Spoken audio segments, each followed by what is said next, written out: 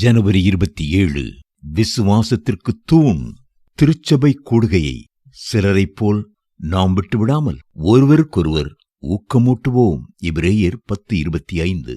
ஆதி திருச்சபையின் விசுவாசத்தின் ரகசியம் சபை கூடி வருதலில்தான் உள்ளது. ஆண்டவரே அதை திரும்பச் செய்யும் என்று கதறுவோம். இன்றும் அனைத்து சபை விசுவாசிகளும் ஒருமனப்பட்டால் நாமும் உலகத்தை தலைகீழாய் மாற்ற முடியும்.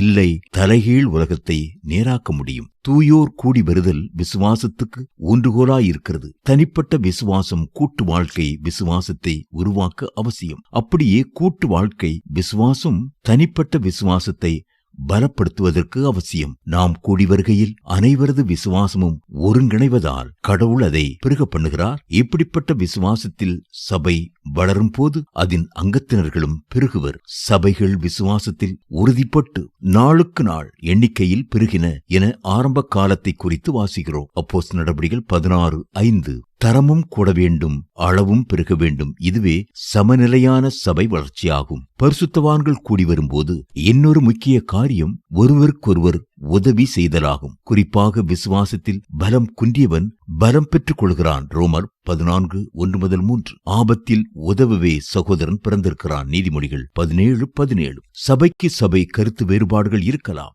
எல்லாரும் ஒரே மாதிரியாக இருக்க முடியாது. ஒன்று போல இருப்பது அல்ல ஒருமைப்பாடு என்பது. Unity is not uniformity. இறைவன் படைத்த இந்த உலகத்தில் ஒரே மாதிரியான இரண்டு முகங்களை நாம் காணவே முடியாது. இருவரது குரல் கூட ஒன்றுபோல் இருப்பதில்லையே. பூக்களை பாருங்கள், பல்வேறு வண்ணங்கள். கடவுள் பல வகைகளின் கடவுளாயிருக்கிறார். God of diversity. நாம் கூடி வரும்போது காணப்படும் பொது விசுவாசத்தால் அருள் வரங்கள் அருளப்படுவதும் செயல்படுவதும் சாத்தியமாகியது.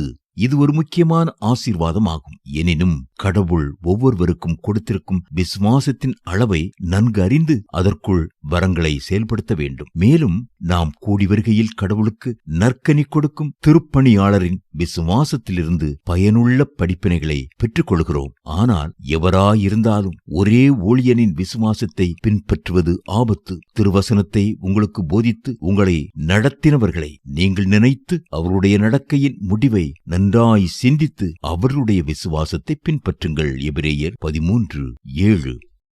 எத்தேசத்தார் சேர்ந்தாலும் சபை ஒன்றே ஒன்றாம். ஒரே விசுவாசத்தாலும் ஒரே ரட்சிப்புண்டாம்.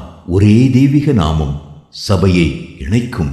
ஓர் திவ்ய ஞானாகாரம் பக்தரை போஷிக்கும். பாமாலை சாமுவேல் ஜே ஸ்டோன்.